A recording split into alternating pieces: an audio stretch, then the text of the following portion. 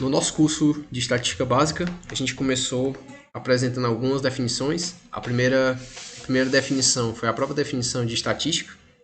A gente usou essa definição aqui do Toledo e Ovalle, 95, que é que a estatística ela seria um conjunto de técnicas e ela é desenvolvida para a coleta, classificação, apresentação, análise e interpretação de dados quantitativos. Nós organizamos de forma didática, né, a estatística em dois campos, ou duas áreas.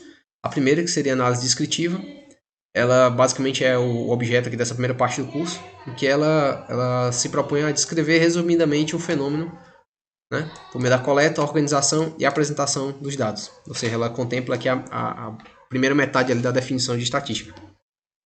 Contudo, a gente tem todo um campo que será abordado, iniciado, né, a abordagem no começo desse curso, no final desse curso e no início da cadeira de Estatística 2, que é a estatística dita inferencial, que basicamente ela se propõe a fazer generalizações, ou seja, a partir de resultados particulares eu tiro conclusões que têm aplicação geral.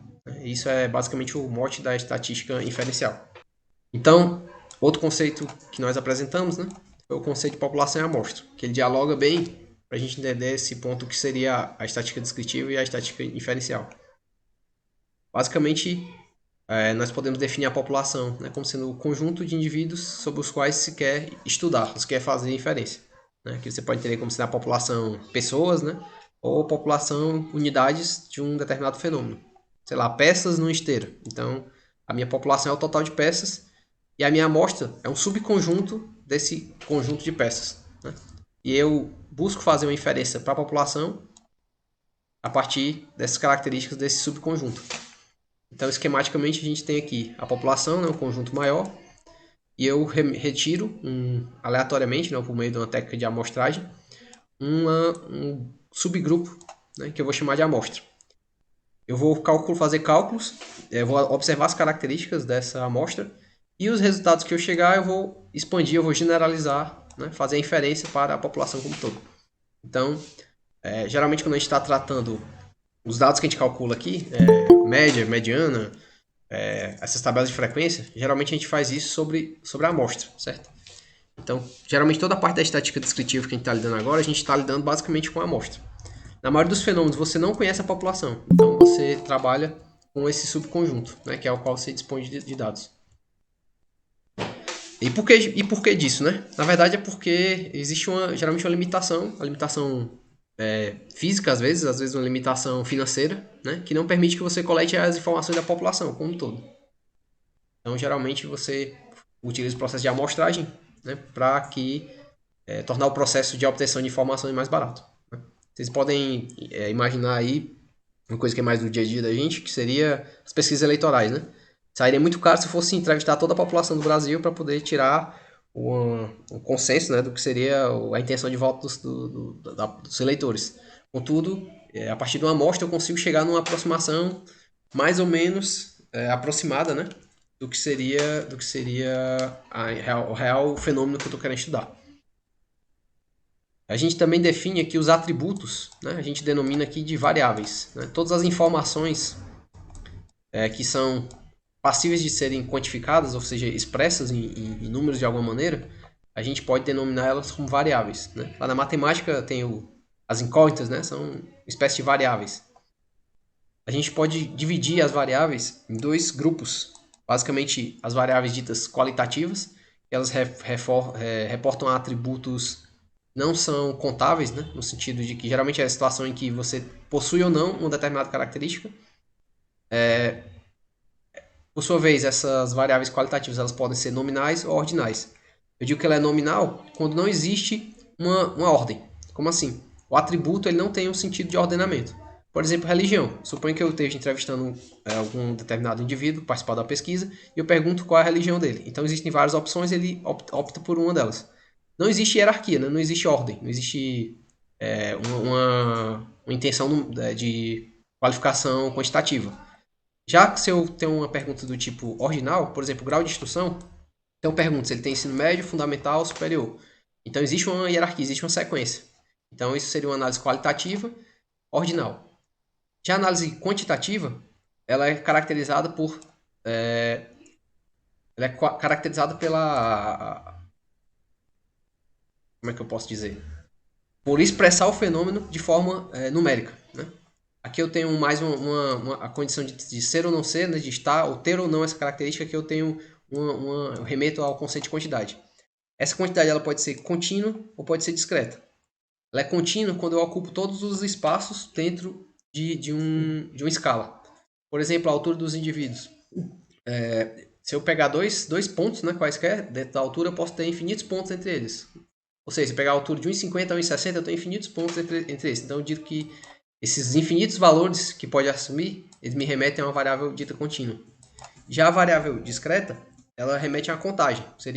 Aqui seriam os números reais, né? Aqui seriam os números naturais, né? Que seriam um subconjunto dos números reais. Ou seja, uma contagem. Número de filhos, 1, 2, 3, 4, entendeu? Sei lá, número de quartos na sua casa, 1, 2, 3. Então são informações contáveis. Você não tem meio, né? Meio quarto, meia pessoa, meio filho. Certo? Você tem valores inteiros. Tem disso que são variáveis quantitativas discretas. Tá?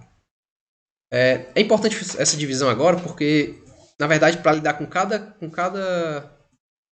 subgrupo desse aqui, você vai ter todo um corpo de técnicas estatísticas, né?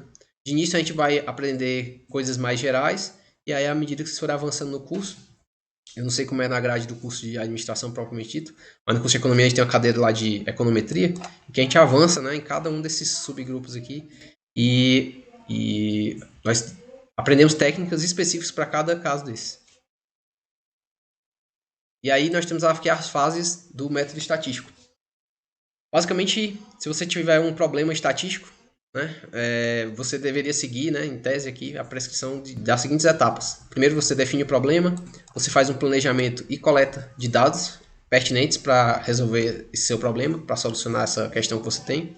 Você faz a apuração do dados, que na verdade é uma organização inicial, e você apresenta esses dados em tabelas ou gráficos, e depois você prossegue, a partir desses dados organizados, com a interpretação. E aí você tira a sua conclusão, né, que vai solucionar o problema que você tinha originalmente. Ou vai lhe dar uma ideia de solução, né, para isso. Aí na nossa segunda aula, a gente começou com mais conceitos. Primeiro conceito aqui de proporção e porcentagem. Então imagina um grupo, uma população que tem N indivíduos. Eu divido esses grupos em categorias. Eu vou chamar aqui de J categorias. Né? Pode ser 3 categorias, 4, J para indicar que pode ser qualquer número. Essas categorias elas são ditas mutuamente exclusivas e exaustivas. O que isso quer dizer? Mutuamente exclusiva é que se o indivíduo está numa categoria, ele não está em outra. E é exclusiva porque o indivíduo tem que necessariamente estar em alguma dessas categorias J aqui. Então, suponha que eu esteja falando de alunos numa escola. E cada categoria é uma série. Então, são alunos do primeiro ano, segundo ano, terceiro ano. Então, qualquer aluno dentro da escola tem que estar em alguma série. Então, as classes são exaustivas. E ele não pode estar na primeira e na segunda série ao mesmo tempo. Então, elas são mutuamente exclusivas. Tá? Então, se eu tiver um cenário como esse, eu vou chamar de NI, N maiúsculo I, os indivíduos que pertencem à categoria I. Certo? Ou seja, os alunos do primeiro ano, os alunos do segundo ano, os alunos do terceiro ano. E eu vou ter, então, a definição de proporção. A proporção de indivíduos nessa categoria vai ser o número de indivíduos da categoria dividido pelo total de indivíduos. Você pode observar o seguinte, que se você fizer essa proporção, né, para todos os indivíduos e somar, você vai ter exatamente o valor 1. Note, é só notar que a soma das categorias individuais vai dar exatamente N, né? Então vai ficar N sobre N que vai dar 1. Certo? Dado que elas são exaustivas e mutuamente exclusivas. E aí eu tenho aqui é o conceito de proporção. O conceito de porcentagem é bem parecido. Eu só multiplico a proporção por 100. E aí eu chego no conceito de porcentagem. Ou seja, se eu pegar NI por N e multiplicar por 100, eu vou ter o percentual de indivíduos nessa categoria. Tá? Outra definição que nós apresentamos foi a razão e taxa. A razão ela é dada pela divisão entre dois valores. Né? Ela é usada então quando A e B apresentam categorias separadas e distintas. Por exemplo, eu tenho dois grupos, um grupo de contrários e um grupo de favoráveis a uma determinada causa. Então eu digo que a razão é de 10 para 1, no sentido de que existe 10 contrários para cada favorável a determinada proposta. Então 10 para 1 seria aqui a minha razão. Diferente da proporção, né, a gente pode ter no caso a razão superior a 1. Aqui a gente tem 10 para 1, né? Então ela é superior a 1. Já a taxa, ela vai ser uma quantidade expressa com relação a outra. Por exemplo, a gente tem quilômetros por hora. Então eu tenho duas unidades de medida diferentes, né? Eu tenho quilômetros e aqui eu tenho uma unidade de distância e uma unidade de tempo. Então quando eu tiver uma medida dessa forma, geralmente estou falando de uma taxa, certo? Então são só conceitos que a gente vai se deparar ao longo do curso para que não haja confusão. Todo mundo vai estar partindo do mesmo ponto, certo? Regras de arredondamento, também outro conceito inicial aqui. Basicamente o que você observa. Se eu tenho um determinado número de casas decimais, né? Sei lá, eu tenho... Vou tentar fazer com o mouse aqui, mais tarde. 5,325. 5,325. Aqui eu tenho quantas casas decimais? 1, 2, 3 casas decimais. Suponho que eu queira arredondar esse daqui para uma casa decimal. Então eu quero diminuir essas duas outras casas decimais. Como é que eu faço? Para isso que você usa as regras de arredondamento. Ou eu posso reduzir só uma casa decimal. Então eu quero 5,32. Quero duas casas decimais. Primeiro que eu vou fazer, eu olho para o último dígito. O último dígito ele é menor do que 5. Se ele é menor do que 5, o que eu faço? Eu elimino ele. E aí eu fico com só o número, o dígito anterior. Então 4,54. Eu arredondando ele para uma casa decimal, fica 4,5. Se esse dígito não for menor do que 5, ele pode ser maior do que 5. Se ele for maior do que 5, o que acontece? Eu aumento uma unidade. Então 4,56, como 6 é maior que 5, eu acresço uma unidade ao elemento anterior. Então 4,6. Já se o último dígito for igual a 5, como é o caso anterior, eu olho para o número que vem antes dele. Nesse caso, 4,45. O número que vem antes do 5, né, o penúltimo número, ele é par. Se ele é par, então eu elimino esse valor. Então fica 4,44. Já se o número remanescente é ímpar, esse aqui é 4,55. Antes do 5 vem outro 5. Então eu arredondo para cima, 4,6. Tá? Então essa é uma regra de bolso, para vocês saberem aí como executar o arredondamento de números. Né? A maioria dos programas já faz isso automaticamente, mas é importante que vocês saibam como é que faz. Tá? Outro conceito que nós vamos usar aqui o curso inteiro, tanto nessa primeira parte como na estatística 2, é o conceito de somatório. O somatório é a notação para você resumir uma soma. Então, suponha que eu tenho aqui, estou somando n termos, né? x1, x2 até xn, e eu expresso ele por meio dessa letra grega aqui, que é o sigma, né? O sigma maiúsculo. Então, o xi vai representar cada termo da soma, o 1 até n vai me dizer o intervalo da soma, né? Vai começar de 1 e vai até o último, vai começar de x1 e vai começar até terminar em xn, certo? Aqui até coloquei um gráficozinho. Né? O 1 daqui indica que é o primeiro elemento e o n aqui indica o último elemento da soma. Tá? Você tem, então, algumas propriedades do somatório. Você, além da vantagem, né, de você escrever essa soma inteira de uma forma mais resumida, né, você pode postular algumas propriedades com base na definição. Se eu estiver somando variáveis constantes, ou seja, se eu estiver somando termo constante aqui n vezes, o somatório de i até n de a. Então, somando a mais a mais a n vezes, tá? A mesma coisa de n vezes a. Se eu pré-multiplicar o termo que eu estou somando por uma constante, então a vezes xi, com i variando de 1 até n. Então, a vezes x1 mais a vezes x2 mais a vezes xn. Se eu isolar o a, vou ter a vezes x1 mais x2 até xn, que é a vezes o somatório de xi. Ou seja, o somatório de uma constante multiplicando o termo que está sendo somado, essa constante sai do somatório. Eu posso também ter o somatório de uma soma, né, de dois conjuntos de variáveis. Somatório de xi mais yi. Se eu expandir isso aqui, eu vou ter um i variando de 1. Né? Quando o i for 1, x1, y1. Quando o i for 2, x2, y2. Quando o i for n, xn, yn. É o que está aqui. Ó. x1 mais y1, x2 mais y2, até xn mais yn. Se eu isolar aqui, o x1 até xn é o somatório de xi e o y1 até yn é o somatório de yi. Então, o somatório da soma é igual à soma dos somatórios. Tá? É só você olhar para a definição, fica bem claro as propriedades. Agora umas propriedades aqui que talvez vão ser úteis lá quando a gente estiver tratando de desvio padrão e variância mais adiante. Tá? É uma expansão do produto notável. Lembra lá quando você tem um produto notável, você tem, por exemplo, x1 mais x2 ao quadrado. Isso aqui é o quê? É o quadrado do primeiro, mais duas vezes o primeiro vezes o segundo, mais o quadrado do segundo. Né? Agora, se eu tiver uma soma de n termos, x1 mais x2 mais x3 mais xn, esse caso aqui, elevado ao quadrado, a solução desse produto notável é isso aqui, ó. É x1 ao quadrado, mais x2 ao quadrado, mais xn ao quadrado, mais duas vezes os produtos, né? x1, x2, x1, x3, só com eles diferentes, né? Então, eu posso expressar essa soma desse jeito aqui.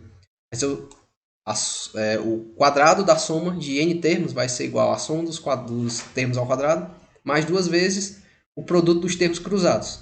Note que aqui eu tenho um caso em que eu vou estar somando só nessa situação, em que i for menor do que j, né? Que é justamente esse caso aqui, ó. I menor do que j, certo? Produto de duas somas. Então eu tenho aqui uma soma com i variando de 1 até n, o y variando de 1 até n. Se eu fizer o produto das duas, essa primeira soma com essa segunda soma, eu vou ter x1, y1, x1, y2, x2, y3, assim por diante. Os termos em comum, por exemplo, x1, y1, x2, y2, eu posso expressar aqui. Ó. Então aqui é x1, y1, x2, y2, x3, y3. São todos os em que o i é o mesmo para os dois. Ó. Aqui é o mesmo termo que está sendo multiplicado. E aqui varia de 1 até n. E aqui eu tenho os termos cruzados. x1, y1. Aliás, x1, y2, x1, y3. Assim por diante. Certo? Então aqui eu tenho os produtos x1 e yj, em que o i é diferente de j. Certo? Então eu consigo expressar esse produto de somas desse jeito aqui. Por meio desses dois somatórios. E aí vamos seguir aqui para a nossa terceira aula. Na nossa terceira aula nós introduzimos aqui o conceito de distribuição de frequência. Ou de tabelas de frequência, se você preferir.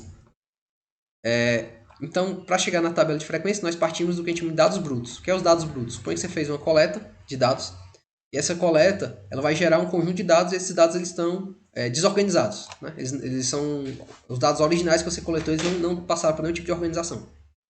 A primeira organização que você pode fazer com ele é ordenar. Você ordena do maior para o menor, ou então do menor para o maior. E aí você transforma esses seus dados brutos no que a gente chama de rol. Certo? Aqui eu tenho um exemplo de dados brutos. Né? Aqui, note que eles não seguem nenhuma ordem, você tem valores espaçados aqui, valores repetidos, inclusive. E o rol seria organizar esses dados aqui, por exemplo, na ordem crescente, do menor valor para o maior. Esse é o mais usual, né? Você vai fazer ordenamento na ordem crescente, mas depende do fenômeno que você quer estudar, certo? Vou pedindo para entrar. Então, nós chegamos na nossa tabela de frequência. Né? Note que só olhando para esses números assim, dispostos dessa forma, né, ele não me dá muitas informações. Você olha para ele e ele não lhe fornece muita informação. Apesar de existirem informações, existirem dados, eles não lhe traduzem muita coisa. Só observando para cá você não consegue ver nada. Então, para poder tornar os dados mais informativos, nós organizamos ele em tabelas, né? Essas tabelas de frequência. Ela vai listar os valores e os valores exclusivos, os valores que não se repetem, e vai apresentar quantas vezes eles aparecem. Vai contar quantas vezes eles aparecem. Ela evita basicamente que os valores apareçam mais do que uma vez. No caso aqui do rol, eu tenho, por exemplo, valores repetidos. 126, duas vezes. Tá? Então, vamos por um exemplo.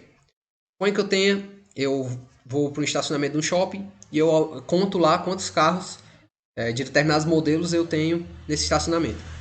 Eu olhei aqui a categoria de carro subcompacto, Fiat Mobi, Renault Kwid e Volkswagen Up. E aí eu conto quantas vezes aparece cada carro desse. Então aqui seria 5 vezes, 8 Renault Kwid, 10 Volkswagen Up. Então foram 23 carros no total. Essa contagem aqui eu denomino frequência, ou frequência absoluta, ou frequência simples. E ela é denotada aqui por essa letrinha F minúsculo I, né? Fzinho I. E nada mais é do que o número de repetições, o número de vezes em que aparece. Se eu fosse organizar isso aqui em um rol, dados brutos, eu teria uma lista, né? Eu teria Fiat Mobi aparecendo 5 vezes, Renault Kwid aparecendo 8 vezes e Volkswagen Up aparecendo 8 vezes. Então eu teria uma lista de carros. Certo? E aí isso não me daria muita informação, mas já organizando assim na forma de tabela de frequência, né? Eu já só olhando para cá eu já consigo ver que tem mais desse carro, por exemplo, e que tem menos desse. Então só batendo o olho você já consegue observar, tirar algumas conclusões. Nós também trabalhamos com dados ditos agrupados. O que são dados agrupados? Às vezes é conveniente, né, a gente resumir os dados agrupando-os em classes.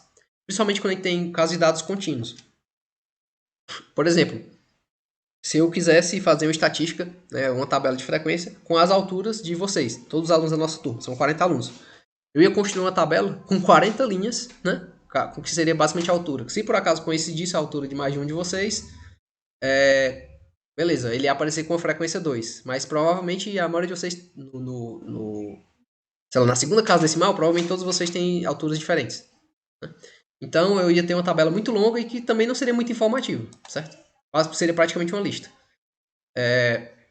Outro caso seria quando eu tenho dados não contínuos, mas dados discretos, em que eu tenho muitos valores. Então, nesse caso, vamos tomar aqui, por exemplo, notas, né? Aqui no nosso universo, notas dos estudantes em uma prova. Então, esse evento, a nota varia de 0 a 10 e eu quebrei ela aqui em 3 pedaços. Variando de 0 a 5, 5 a 7 e 7 a 10. E aqui eu tenho a frequência. Ó. A frequência, lembra lá, número de repetições, nossa contagem. Então, 2 alunos tiraram 0 a 5, 20 alunos tiraram 5 a 7 e 8 alunos, né, tiraram de 7 a 10. No total, 30 alunos nessa turma que eu estou analisando. Esse símbolozinho aqui, ele indica que o 0 está incluído nessa classe e o 5 não. Como assim? Se eu tirei 5, eu não vou ser contado aqui. Eu vou ser contado aqui. Ó. Por quê? Porque o 5 tá incluso aqui, né? Então, nesse caso, se gerar 7, eu seria contado aqui e não aqui. Mesma ideia. Tá? Aqui a definição. Então, vamos aprofundar aqui a ideia de frequência. Tá? Eu posso ter, além da minha frequência simples, que é essa que eu trouxe para vocês no exemplo anterior, eu posso ter outros tipos de frequência, como a minha frequência acumulada. A minha frequência simples, ela pode ser absoluta, que é exatamente aquela contagem que a gente fez, mas ela também pode ser relativa. A frequência relativa, ela nada mais é do que a divisão, né, ou a proporção, naquele termo que a gente acabou de definir, proporção, entre a frequência absoluta e a soma das frequências de todas as classes, ou de todos os fenômenos observados. Ou seja, aqui eu vou ter uma razão, né, de quanto representa esse fenômeno no total, né, da amostra que eu estou tratando. Então eu chamo isso aqui de frequência relativa. A gente representa ela por um F e bota um Rzinho aqui do lado, para dizer que é relativa. Tá? Eu tenho também a minha frequência acumulada. A frequência acumulada, ela, digamos assim, ela soma a frequência das classes anteriores. Ela soma a frequência das classes anteriores. Então, eu posso fazer isso de duas formas. Tá? Eu posso ter uma frequência acumulada crescente e decrescente. Da mesma forma que eu tenho uma frequência simples absoluta e relativa, eu também posso ter uma frequência acumulada absoluta e relativa. A frequência acumulada crescente absoluta, eu vou somando os valores, né? Vou contando e acumulando os valores de uma classe com referente à classe anterior. Já a frequência relativa, eu vou somando a proporção. A proporção da classe anterior é somada à classe atual, e assim por diante, até chegar em 100%, ou chegar a 1, né? No caso da frequência simples, tá? Eu posso expressar, inclusive, a nossa frequência relativa, é comum, né? Expressar ela em termos percentuais, tá? Então, apesar dela estar expressa como razão, ela posso multiplicar aqui por 100 e chegar no valor percentual dela, tá? A frequência decrescente é a mesma ideia, né? Só que aqui eu começo de trás para frente. Eu começo com o valor total e vou deduzindo a frequência de cada classe. Vou botar na tabela que vai ficar mais claro. Então, eu tenho um exemplo aqui bem completo, tá? Então, agora a gente também tem notas de alunos. Só que essas notas elas variam não de 0 a 10, mas de 0 a 100. Aqui, ó. E aqui eu tenho a frequência com que ocorre cada classe dessa. Ou seja, 20 alunos tiraram de 0 a 20. 65 alunos tiraram de 20 a 40. 230 alunos tiraram de 40 a 60. 160 alunos tiraram e assim por diante. Tá? No total, eu tenho 500 alunos nessa prova. Uma seleção, por exemplo. Essa é a nossa frequência absoluta simples, a contagem, né? E aqui eu tenho a nossa frequência simples relativa. Basicamente, eu divido a frequência absoluta simples pelo total, pelo somatório da nossa frequência. Certo? Então, qual é a representatividade dessa classe, né, no fenômeno total? Ou seja, 20 alunos tiraram de 0 a 20. Ou, se eu pegar 20 e dividir por 500, vai dar 4%. 0,04, né? Ou 4% se eu multiplicar por 100. Tá? Então, de 20 a 40, 65 alunos. Se eu dividir 65 por 500, eu vou ter 13%, né? O 0,13. Tá? E assim por diante. Então aqui, eu olhando para cá, eu já tenho uma ideia mais clara, né? Na frequência relativa, de onde é que está a maior parte dos alunos. Por exemplo, eu sei que a maior parte está aqui, ó. Está nessa faixa aqui de 40 a 60 alunos. E aqui é a nossa frequência acumulada, nosso Fzão maiúsculo. A gente, isso aí eu acho que eu esqueci de falar. Geralmente a gente denomina a frequência acumulada por F maiúsculo. A frequência simples, né? Ela é F minúsculo e a frequência acumulada é F maiúsculo. E o Rzinho aqui para dizer que ela é relativa. Tá? Ela pode ser, como a gente diz, crescente. Então eu vou somando a frequência da classe atual com a classe anterior. A primeira não tem anterior, então é ela mesma. Então são 20 alunos, 20 alunos. A segunda eu somo 20 com a frequência absoluta da classe posterior, 65. Então a minha frequência é 85. Depois eu somo 85 com 230, dá 315. Somo 315 com 160, dá 475. Com 25, 500. E aí eu consigo ter outro tipo de informação. Por exemplo, se eu olhar para cá, eu digo assim, olha, 475 alunos tiraram até 80. Então, olhando para cá, eu já consigo ter esse tipo de noção, entendeu? Então, você olha, 315 alunos tiraram até 60 na prova. Então, só olhando para cá, eu tenho essa informação. Aqui é a mesma coisa, só que em vez de eu somar as frequências absolutas, eu somo a frequência relativa. Então, o primeiro não tem antecedente, é só ele mesmo, 4%. Já o dessa classe, né, de 20 a 40, é 4% mais a frequência relativa, 13, dá 17. Aí 17 com 46, 63, assim por diante. E aí, mais uma vez, eu tenho aqui, por exemplo, 63% dos alunos tiraram até 60 na prova. Tá? A decrescente é a mesma dela, ela é menos usada, coloquei aqui só para ilustrar. Aqui eu começo com 500, né? Aqui eu começava com 20, agora daqui eu começo no final, eu vou deduzindo. Então, aqui é 500, daqui eu deduzo os 20 anterior, 480, aí eu deduzo o 65 anterior, fica 415, deduzo 230, 185, e o 160 fica 25. E aí eu tenho a mesma ideia aqui também de trás para frente. Aqui eu tinha 100%, 96, 27. Lembra lá, alguns fenômenos, para você é mais interessante saber os valores menores, né? Então, para isso, talvez seja mais interessante você usar a frequência decrescente. Mas o mais comum é utilizar a mesma frequência crescente. Quantos por cento eu tenho até cada classe? Tá? Beleza. Na aula 4, sim, eu vou tentar limitar aqui para a gente ir até no máximo 8 horas. Tá? Se tiverem qualquer dúvida, podem perguntar. Podem me interromper. Agora, não usem o chat porque eu não estou vendo, eu estou observando só os slides. Então aqui nós apresentamos outra forma de mostrar os dados, né? De resumir os dados. Em vez de ser por meio de uma tabela de frequência, aqui a gente tem a apresentação gráfica. Né? Ela tem como vantagens, ela complementa, né, a apresentação por tabela de frequência e ela permite uma apresentação mais visual, mais imediata. Você bate o olho e você já entende o fenômeno, o que está acontecendo. Só olhando para o gráfico ele já lhe traz uma informação pronta. A gente pode classificar então os gráficos em algumas categorias. Eu tenho os diagramas, que seriam gráficos de 2 dimensões, por isso que o D, né? Cartogramas, que se referem a basicamente mapas. E estereogramas, que seriam gráficos de 3 dimensões. E vamos aqui a alguns exemplos. Aqui é o exemplo de um diagrama. Aqui eu tenho, por exemplo, a escolaridade de um conjunto de trabalhadores. Aqui eu tenho o ensino fundamental, médio, superior e pós-graduação, se vocês não estiverem enxergando. Tá? E aqui eu tenho a quantidade de trabalhadores ou de indivíduos nessa amostra que tinham esse nível de escolaridade. Então aqui eu tinha mais ou menos, 450 trabalhadores tinham ensino fundamental, 600 trabalhadores tinham ensino médio, 300 e poucos tinham ensino superior e 100 tinham pós-graduação. Então olhando para cá, o gráfico, né? Assim que eu olho, eu já sei, olha, tem alguma coisa diferente aqui nessa categoria. Que categoria é essa? É nível médio. Opa, então quer dizer que a maioria dos trabalhadores tem nível médio. Tá? Outra forma de mostrar são os cartogramas. Aqui eu tenho um exemplo de um mapa em que ele é preenchido. Quanto mais escuro, né, mais intenso é o fenômeno.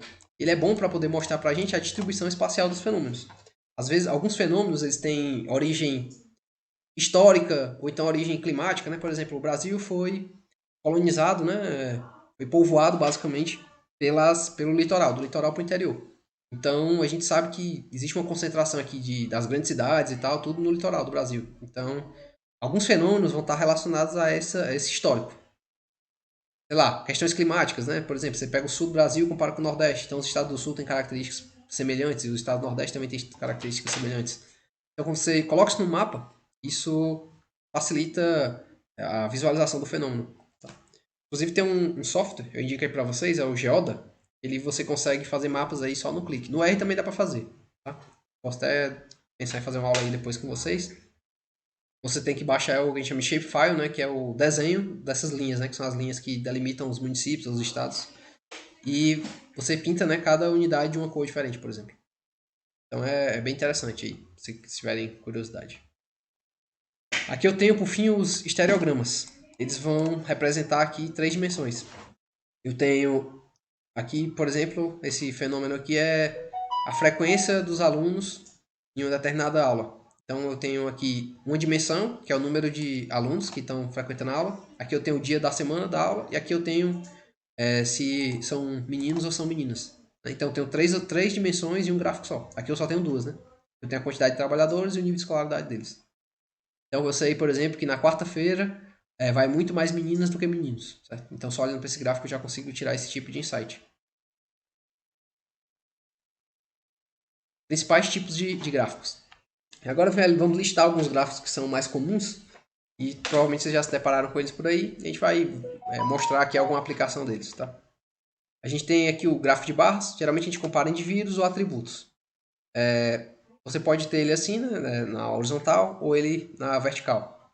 Geralmente você pode ter aqui períodos diferentes de tempo com 2 indivíduos, ou você pode ter características diferentes para indivíduos diferentes, né? Cada grupinho desse aqui seria um indivíduo e eu teria 2 características. Enfim, geralmente é usado para situações como essa. Ou evolução temporal, ou então comparação entre indivíduos.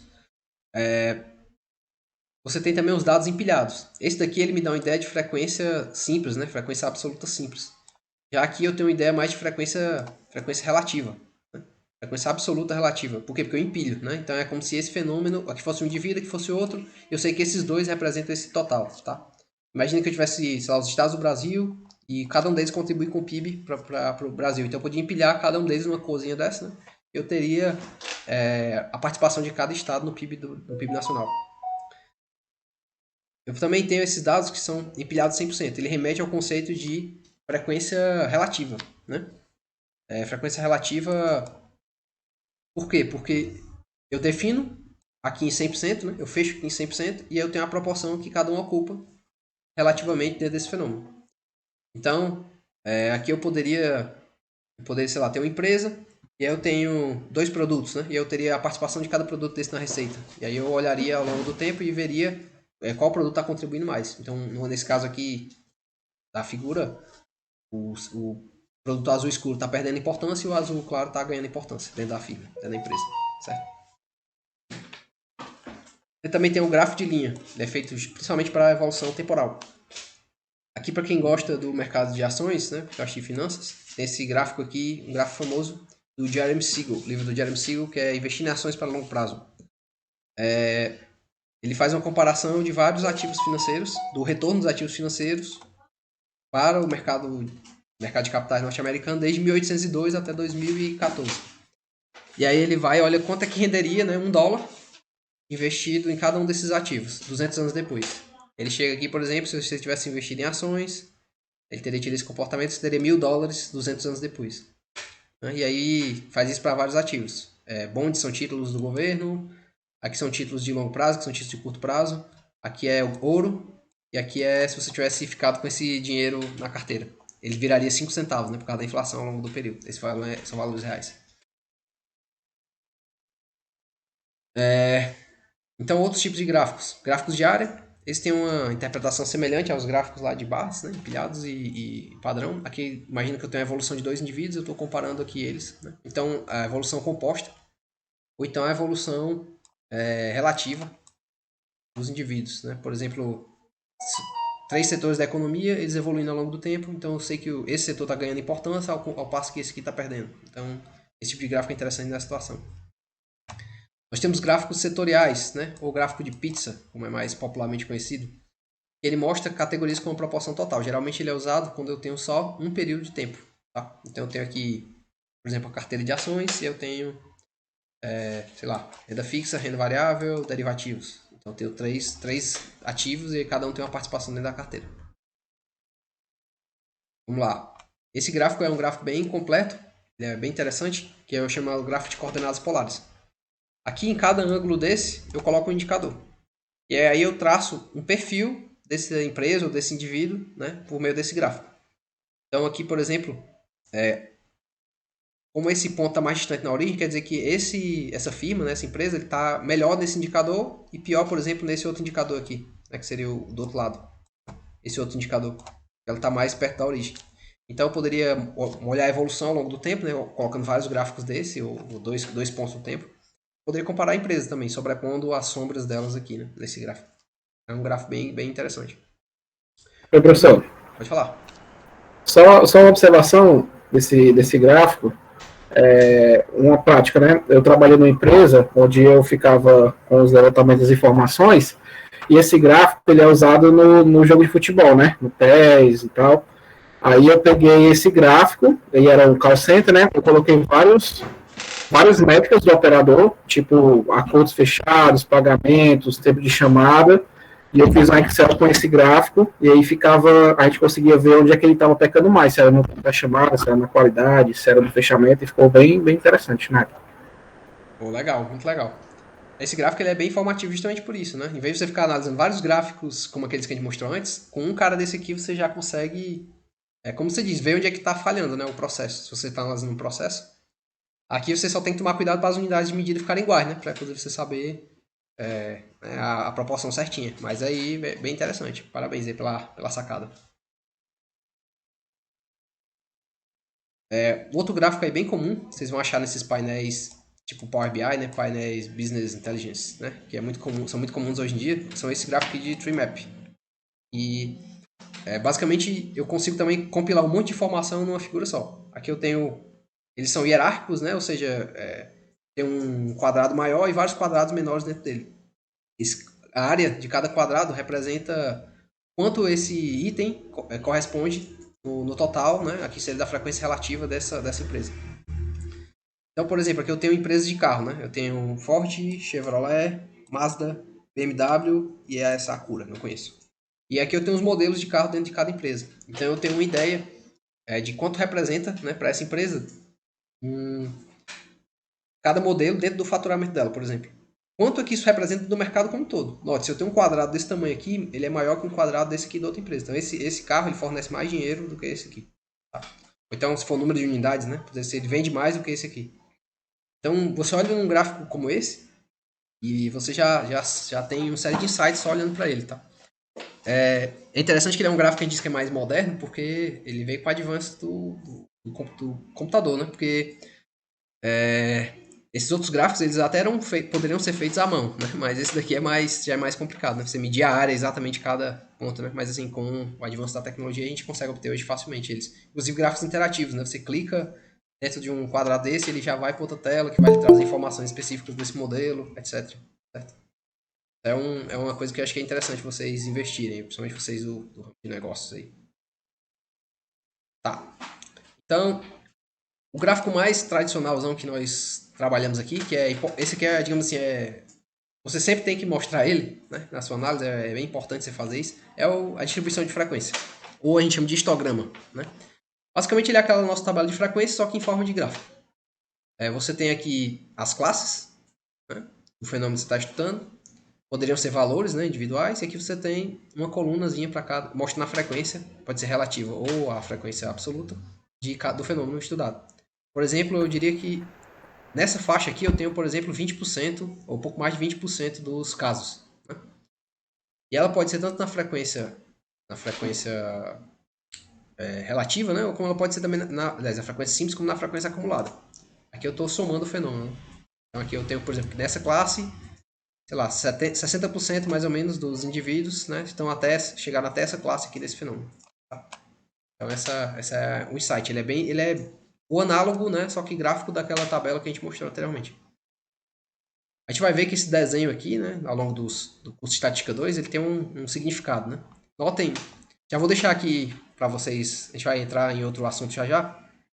Notem que esse fenômeno aqui, eu não sei, eu não lembro exatamente onde foi que eu tirei esse gráfico, mas é bem comum esse formato, que a gente chama de formato gaussiano, formato de sino, e a maioria dos fenômenos eles se concentram aqui no meio da distribuição. E a gente vai entrar, vamos detalhar um pouco mais isso. Então, aqui encerro a primeira parte, eu vou compartilhar com vocês aqui a outra tela.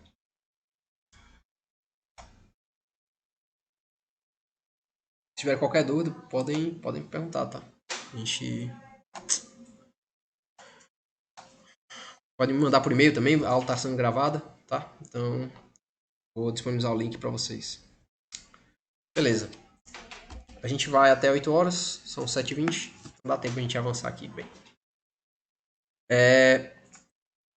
Deixa eu pegar a canetinha. Então, beleza. Continuando aqui na nossa aula de número 5, né? Aula gravada.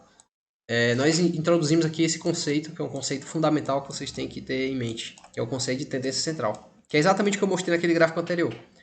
Existe uma tendência, essa tendência ela é empírica, dos dados se agruparem no centro da distribuição. Vamos refletir um pouquinho o que é que isso quer dizer. Isso quer dizer basicamente o seguinte, que os casos medianos, ou seja, os casos mais típicos, né, eles tendem a estar no meio da distribuição. Ou seja, em outras palavras, é muito mais raro existirem casos extremos do que casos no centro da distribuição. Se eu pegar, por exemplo, a altura de vocês, né? Se eu pegasse aqui, sei lá, estou chutando, a maioria de vocês vai estar entre 1,50 e 2 metros, sei lá, 1,50 e 2 metros. Provavelmente todos vocês. É muito mais fácil eu encontrar uma pessoa que está no meio, em 1,70, do que eu encontrar uma pessoa que está em 1,50 ou então em 2. Ou seja, os valores centrais, eles tendem a ser mais frequentes. Então, a maioria de vocês provavelmente está em torno de 1,50, 1,60, ou aliás, 1,60, 1,70, 1,80, do que mais perto de 2 metros ou 1,50. Isso acontece frequentemente na natureza, certo?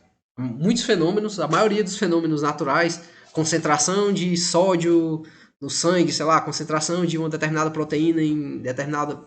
Tudo isso, essas quantidades, elas geralmente seguem essa tendência, tá? Então, nós vamos nos servir dessa constatação empírica ao longo do curso para poder fazer algumas diferenças a partir dela, certo? Existem fenômenos que não seguem necessariamente esse formato, mas aí são casos particulares que vão ser estudados, né? Por exemplo, eu vou dar um exemplo de um fenômeno que não segue esse tipo de formato. Notas de uma prova, sei lá, tipo o vestibular, né? O Enem. No caso do Enem, você tem muito mais alunos que tiram notas mais baixas, ou seja, no extremo da distribuição, do que você tem alunos que tiram notas mais altas. Então é como se a frequência fosse muito maior nas classes menores do que na classe maior. Então você não tem um contorno tão bem feito, entendeu? Você tem valores extremos nessa distribuição. Mas para a maioria dos fenômenos isso aqui é válido, certo? Então, se o centro da distribuição é importante, pode ser importante para a gente encontrar medidas que apontem para esse centro. Porque se eu encontrar uma medida que me resuma o que tem no centro da distribuição, ela vai me dar uma informação valiosa sobre aqueles dados. Então, nós vamos aqui passar as próximas aulas aqui tratando sobre diferentes medidas de tendência central, ou seja, diferentes medidas que vão me trazer informação sobre o centro da distribuição. E essas medidas são um único número e ela vai me trazer informações relevantes sobre os dados, tá? A nossa principal medida de tendência central, a mais usada, a mais popular, e quando a gente vai falando de estimadores, vocês vão entender o porquê, ela tem propriedades estatísticas muito boas, é a média aritmética simples. A média aritmética simples nada mais é do que somar os valores e dividir pela quantidade. Então, essa médiazinha que nós utilizamos aí para calcular as notas da gente, tá? Usamos algumas coisas da nossa vida aí, ela é poderosa, tá? Então, ela é o caso de tendência central mais frequente e justamente porque ela é uma ótima medida para indicar o centro da distribuição, tá? Então, se tiver aqui um conjunto de notas, a média vai só somar as notas e dividir pela quantidade. Além da média aritmética simples, eu posso ter médias ponderadas, né? Basicamente, o que eu faço? Eu dou importância diferente para cada observação. Então, eu multiplico essa observação por um peso, que eu vou chamar de F, e cada observação vai ter um peso diferente. E eu divido, em vez de dividir pela quantidade, eu divido pela soma dos pesos. Tá? Então, se eu tenho aqui as mesmas notas da avaliação anterior, vamos construir aqui a média ponderada. Então, suponho que eu tenho as notas 5, 8 e 10 de um determinado aluno. E aqui eu tenho o peso de cada nota dessa. Ou seja, a primeira prova, ele tirou 5 e essa prova vale 1. Tem peso 1. A segunda prova, ele tirou 8, ela tem peso 2. E a terceira prova, ele tirou 10, tem peso 3. Então, multiplico 5 vezes 1, 5. 8 vezes 2, 16. 3 vezes 10, 30. A soma dos pesos é 6, né? 3 mais 2 mais 1. A soma desse produto aqui, né? é justamente o que está aqui nesse somatório. É 41, então 41 por 6, 6,83 seria a média dele, com essa ponderação que eu dei aqui. Então note que a média aritmética simples nada mais é que dar peso 1 para todo mundo, né? Equivale a dar peso 1 para todo mundo. E aqui eu só faço fazer essa distinção. Eu tenho algumas propriedades, como eu disse, com a média aritmética ela é muito utilizada, então às vezes é importante você conhecer as propriedades porque ela vai lhe fornecer, vai facilitar algumas contas que você pode fazer mais à frente, tá? Eu vou só passar rápido porque eu expliquei isso aqui já, acho que bem detalhadamente no vídeo, você pode ir pausando, tem as demonstrações, então eu vou só enunciar elas aqui. Então, a distância, né, a soma das distâncias do x com respeito à sua média, aqui esse x barra, lembrando aqui a nossa média aritmética simples, tá? Se eu pegar o xi e subtrair da média dele, fizer isso para todos os xi e somar, o resultado vai dar zero. Tá? Então, um exemplo aqui. Eu tenho esse conjunto de dados, a média deles é 800, então se eu subtrair 800 de cada um deles, a soma no final vai dar zero. Tá?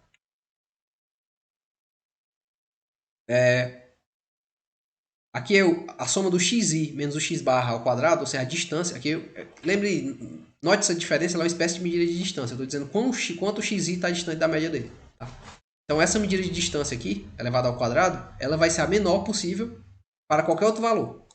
Ou seja, a média, ela minimiza essa distância aqui entre os dois. Tá? Para qualquer valor, desde que o x0 é diferente de x, claro, né? X barra. Aí tem a prova aí, também já foi mostrado na aula, vocês revisem lá. Só ir pausando o vídeo. Tá?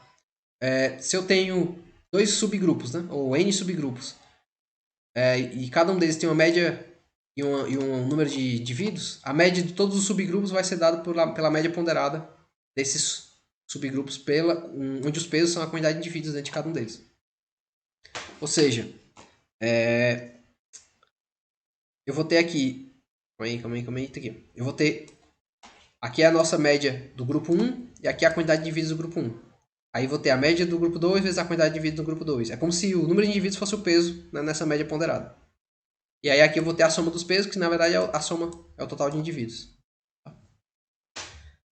Se eu somar ou subtrair um valor de cada termo da soma, a média fica somada ou subtraída por esse valor.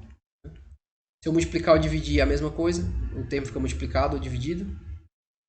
A média, desculpa. Vocês podem me interrompendo, tá? Qualquer dúvida. Outra medida de tendência central. Vocês vão ver que a gente tem várias medidas de tendência central. Algumas têm uma aplicação muito particular. Algumas são raramente utilizadas. A média aritmética geralmente é a mais empregada. Tá? Eu vou mostrando as médias e vou dizendo onde é que elas são aplicadas. A média geométrica, basicamente, se eu tenho n valores, ela vai ser dada por essa expressão. Eu multiplico os valores e elevo eles, né, raiz enésima, onde n é o número de termos que eu estou multiplicando. Isso que vai ser minha média geométrica, vai ser x bar com um gzinho aqui para indicar a geométrica. Esse produto, eu posso, né, no somatório, eu denominava ele como um sigma maiúsculo. Né? Aqui eu denomino como um pi maiúsculo. Então esse aqui é o produtório de xi, né, com i variando de 1 até n. Então indica x1, x2 até xn. Tá? E aqui n, né, a quantidade de termos. Eu posso trabalhar também com termos logarítmos. Basicamente eu aplico o logaritmo nessa expressão aqui. Quando eu faço isso, o que acontece? Vocês têm que lembrar aqui que a raiz quadrada de x, né, ela é igual ao x elevado a 1 sobre 2. Então se for raiz enésima, que é 1 sobre n. Tá? Quando eu aplico o logaritmo em o que acontece com o exponencial? Então o logaritmo... Eita, desculpa a letra aí. Estou com o mouse aqui. Logaritmo de x elevado a a. Ela é igual a vezes o logaritmo de x. Tá? O a passa multiplicando o logaritmo. Então aqui é a mesma coisa. Esse 1 sobre n, ele vai passar dividindo. E o que acontece? O que é que vai sobrar? Vai sobrar o logaritmo desse produto aqui. O logaritmo desse produto é igual à soma dos logaritmos. Então, no final, eu vou ter esse cara aqui. Eu aplico o antilog dos dois lados, e o que eu vou ter é que a média geométrica pode ser expressa aqui como esse antilog aqui. Da mesma forma que a média aritmética, ela pode ser ponderada, a média geométrica também pode. Né? Então eu tenho aqui um conjunto de pesos, um conjunto de valores.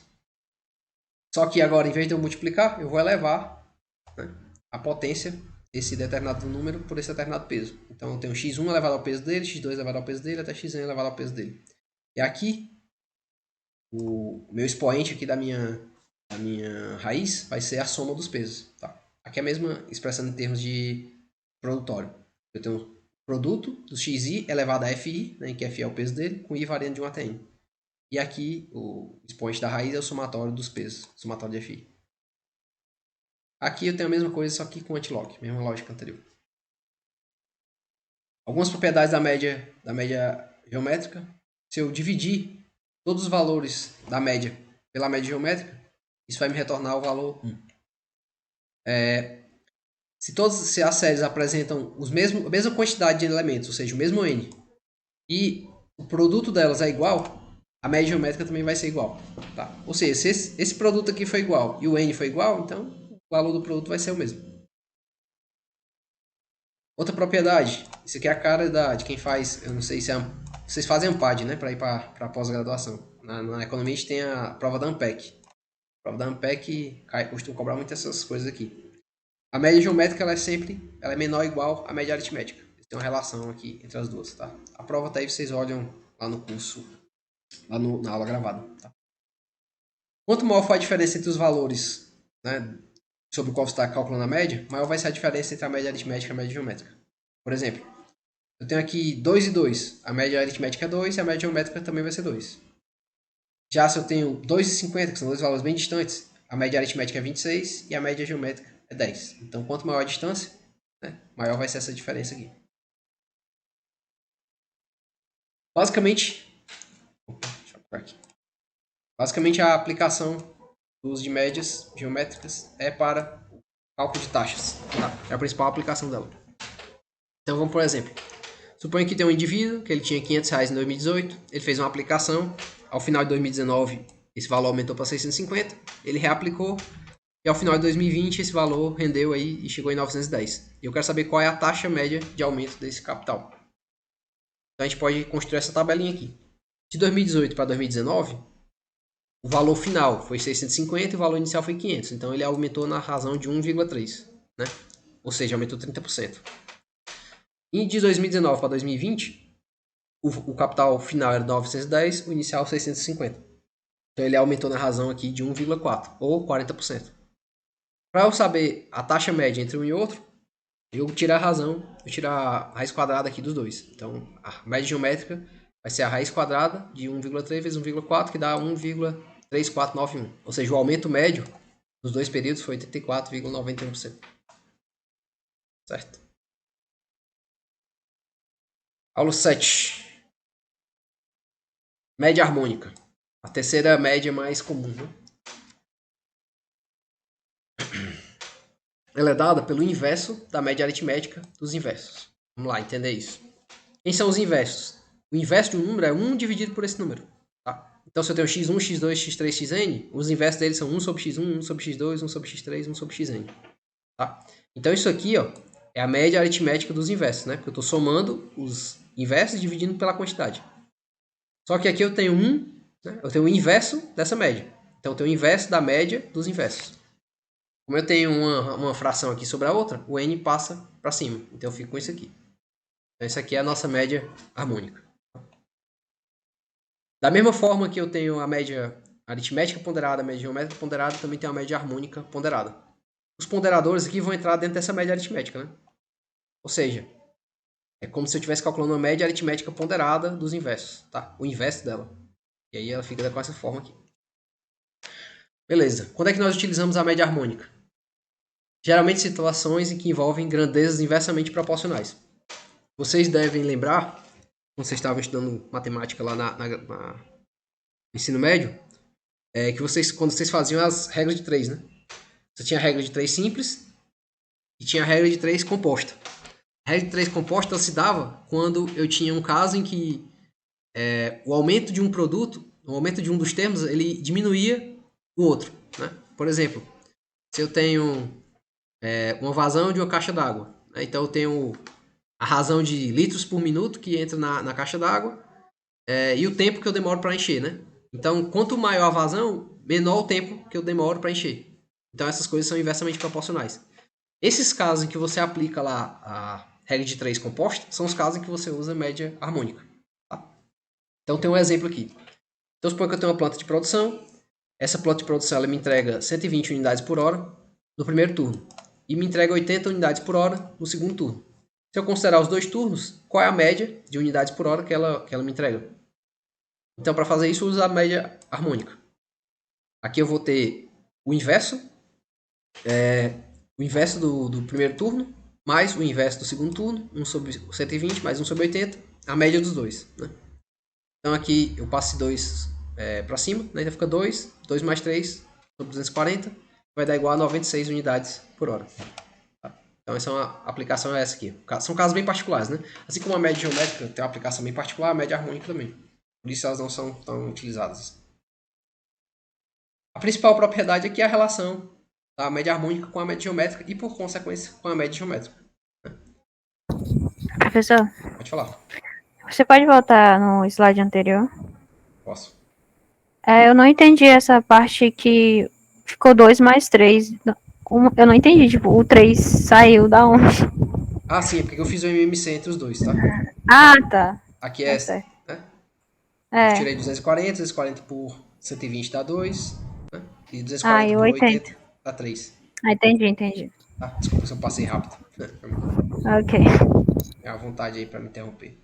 A principal propriedade é essa aqui, que a média harmônica ela é menor do que a média geométrica. Essa é a prova. Vocês podem ver lá no vídeo. Então tem um exemplo aqui, consolidando aqui as 3 médias, harmônica, geométrica e média aritmética. Então tem esse conjunto de dados, 2, 4, 6, 8 e 10. Vou calcular as 3 médias. Né? A média é a primeira média harmônica. N sobre somatório de 1 sobre xi. O N é 5, né? 1, 2, 3, 4, 5. 5 valores. E aqui eu tenho os inversos. 1 sobre 2, 1 sobre 4, 1 sobre 6, 1 sobre 8 e 1 sobre 10. Se eu resolver isso aqui, eu chego lá em 4,38. A nossa média geométrica é a raiz a quinta, né? Que são 5 valores. De 2 vezes 4 vezes 6 vezes 8 vezes 10 dá 5,21. E por fim a nossa média geométrica, 2 mais 4 mais 6 mais 8 mais 10 dividido por 5, que dá 6. Então note que a média aritmética é maior que a média geométrica, que é maior que a média harmônica. Tá?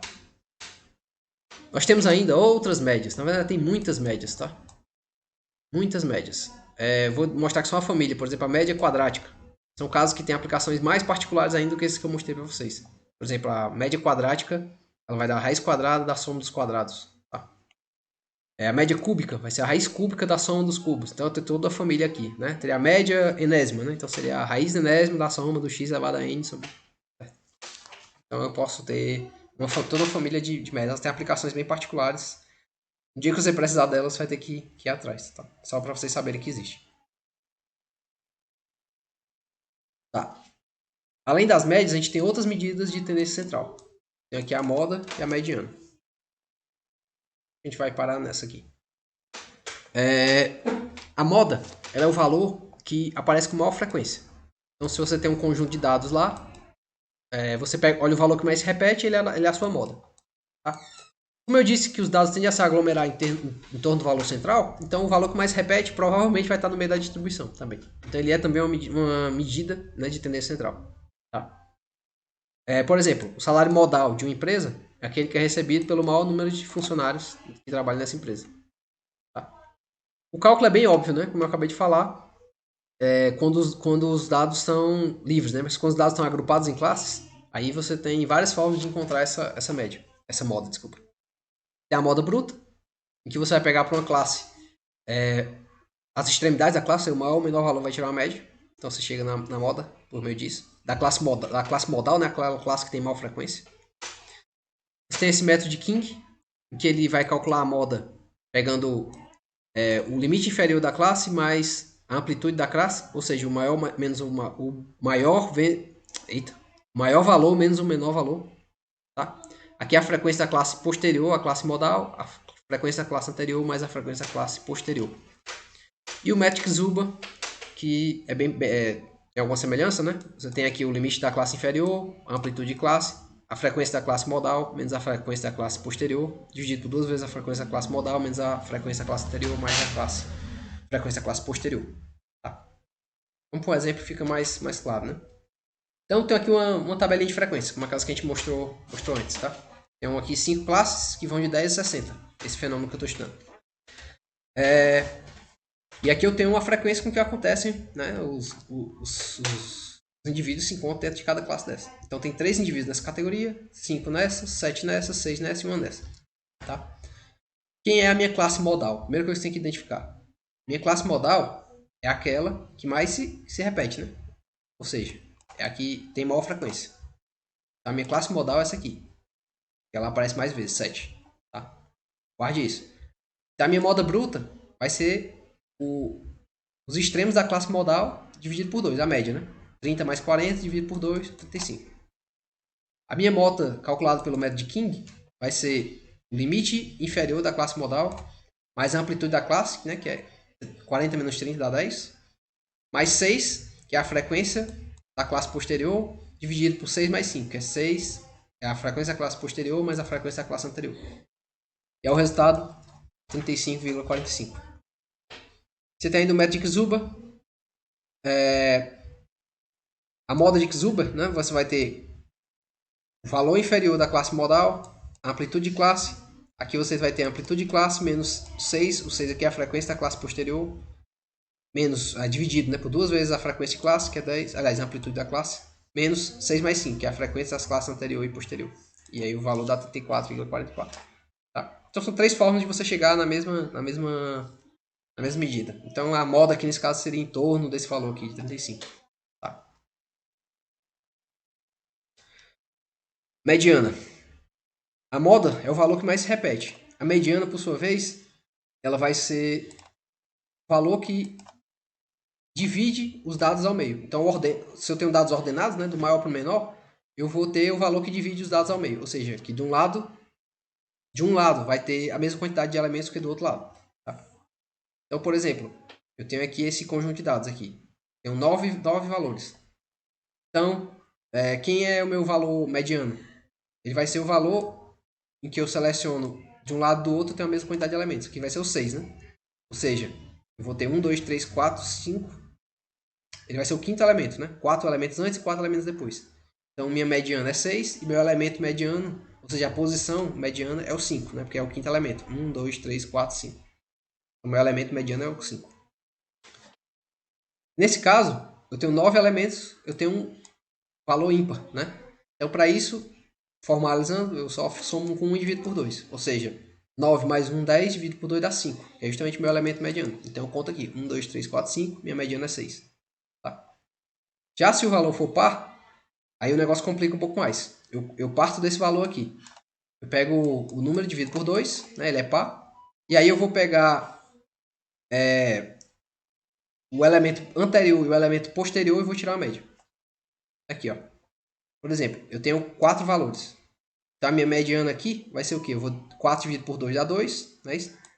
Então, eu vou pegar o 2 e o segundo elemento e o terceiro elemento, 5, 7. Eu vou tirar a média dos dois. Então, a minha mediana aqui é 6. Tá? Então, essa aqui é outra medida do centro da distribuição. Moda e a mediana. Já se eu tenho dados agrupados, para dados agrupados sempre é mais complicado, né? Eles estão separados em classes, etc. Vai ficar mais complicado. Assim, pessoal, vocês podem me perguntar se é mais fácil trabalhar com os dados de fato, por que eu agrupo os dados? Né? Isso acho que é uma pergunta que é pertinente. Por que eu trabalharia com dados agrupados? Acontece que algumas vezes você vai fazer uma coleta e você tem ou informações que são sensíveis ou informações que elas exigem que elas sejam estruturadas. Por exemplo, se você quer informações sobre a renda de um determinado público-alvo, né, que você está querendo fazer sua pesquisa de mercado. Se você chegar perguntando a renda, a pessoa pode ficar reticente em lhe informar. Ou ela tem mais chance dela lhe informar errado. Mas se você chegar perguntando a faixa de renda, olha, dessas faixas de renda aqui, você ganha quanto? Entre X e X, entre Y e Y, entre Z e Z. É mais fácil, ou ela vai ficar mais predisposta a falar a informação verdadeira. Tá? Então, isso vale para muitos casos. Às vezes, se você deixar um número solto, a pessoa ela responde errado, entendeu? Então, assim, é uma questão também muito operacional. Porque seria muito mais fácil eu perguntar qual é o salário dela, e aí eu conseguiria chegar no valor modal, mediano, né? Só olhando para a distribuição dos valores, né? Mas, assim, muitas vezes, em muitas pesquisas, você tem dados agrupados em classe desse jeito, né? Sei lá, se eu perguntar quantos anos você estudou, se eu perguntar para você agora, você vai parar, vai fazer a conta, meu filho... Entendeu? Imagina se fosse responder uma pergunta dessa, talvez você não tivesse tanta acurácia aí nessa resposta. Já se eu perguntar, você fez ensino médio, fundamental ou superior? Ah, fiz. Então eu tenho uma ideia de quantos anos de estudo você tem, entendeu? Então por isso que a gente usa dados agrupados. E ele tem essas chateações aqui, né, de você ter mais trabalho para calcular as estatísticas. Mas é isso mesmo, tá?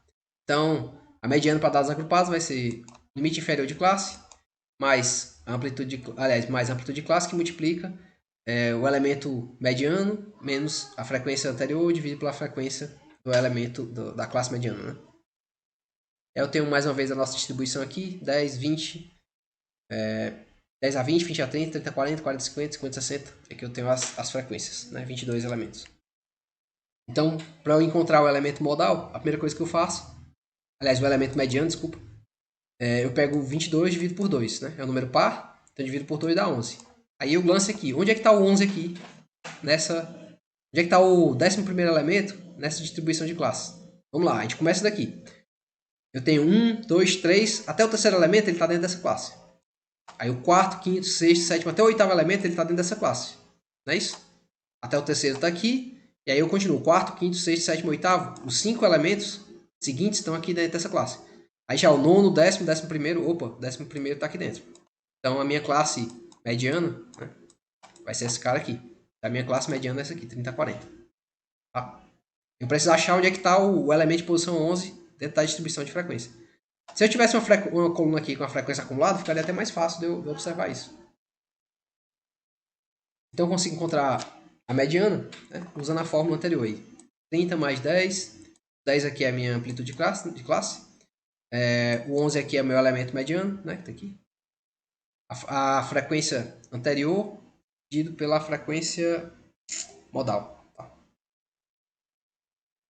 A frequência anterior é das classes anteriores, tá? Então aqui é 3 mais 5, 8. Dá 34,28 a minha mediana da distribuição. Ou seja, teoricamente, né, para esses dados agrupados, que eu não conheço os dados que estão aqui dentro, eu só sei a frequência que eles ocorrem dentro de cada classe, a minha mediana seria aí 34,28. Tá? Então, se eu tivesse perguntado a idade, sei lá, supondo que fosse a idade, variando de 10 a 60 de um grupo de pessoas, eu diria que aí o meio da distribuição é mais ou menos 34 anos. Tá? Um estatístico, o Fisher, né? Esqueci o primeiro nome dele. Ele postulou essa relação empírica entre média, moda e mediana. O que é uma relação empírica? É uma relação que é aproximada. Tá?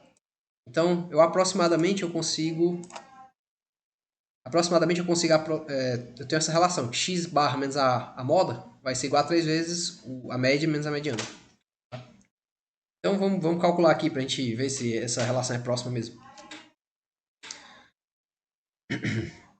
Eu sei que para esses dados foi o mesmo que eu usei nos exemplos anteriores. Né? Aqui eu tenho 34,44 a minha moda, foi calculado lá pela moda de Ksuba, e a minha mediana aqui 34,28. Então se eu substituir esses valores aqui e aqui, eu vou chegar que a minha média é 34,52. Já se eu calcular a média diretamente, vou chegar em 34,56. Então note que é uma aproximação razoavelmente boa. Tá? Então eu consigo, se eu tiver a média e a mediana, eu chego na moda e assim por diante. Né? Consigo usar essa regra de bolsa aqui para me auxiliar na conta. Além da moda e a mediana, que ela é uma medida de posição central, eu tenho outras medidas que são medidas de posição não centrais. Então é o seguinte, pensa aqui na mediana. A mediana ela divide a distribuição no meio. Mas se eu não estiver interessado no meio, se eu estiver interessado em algum... Eu tenho um interesse de como os dados se distribuem nos extremos desse fenômeno que eu quero observar. Por exemplo, suponho que eu estou olhando a distribuição de renda da população. Uma medida muito, muito comum de ser empregada para calcular a desigualdade você pega os 10% mais ricos, a riqueza dos 10% mais ricos, divide pela riqueza dos 10% mais pobres. É bem comum fazer isso, tá? Então, lote, os 10% mais ricos, os 10% mais pobres, nenhum deles estão no meio da distribuição, na verdade estão nos extremos. Então, o que me interessa é a desigualdade dos extremos dessa distribuição. Então, para isso, eu uso esse conceito aqui, ó, de percentil. Então, o percentil, o que eu faço? É como se eu dividisse a amostra em 100 pedaços, e cada iésimo pedaço, né, corresponde a um percentil, que eu chamo de CI. Tá? Então, os 10% mais ricos seria aqui o centil, o décimo centil. Tá? Aqui é a forma de obter isso para dados agrupados em classes, sempre mais complicado, né? E eu tenho aqui alguns percentis especiais, que eles são tão frequentes que nós damos nomes especiais para eles. São os quartis. Os quartis são os percentis 25, 50, 75. Então aqui é o primeiro quartil, o segundo quartil, o terceiro quartil. Nós temos os decis, que são de 10 em 10, né? Aqui é o primeiro decil, o segundo decil, seria o décimo centil, né? E assim por diante. E aqui eu tenho uma espécie de conversão. Aqui eu tenho o centil 10, 20, 30 até o 90. Então eu dividi aqui em... São 100, né? Mas eu coloquei só esses daqui. E aqui eu tenho o decil correspondente. Então o decil 10, o decil 1, ele é correspondente ao centil 10. Já o centil 25, ele é igual ao primeiro quartil. O centil 100, ele é igual ao quinto decil, que é igual ao segundo quartil, que é igual à mediana da distribuição. Tá? Então, você pode fazer essas correspondências aqui. Nós vamos parar por aqui, tá?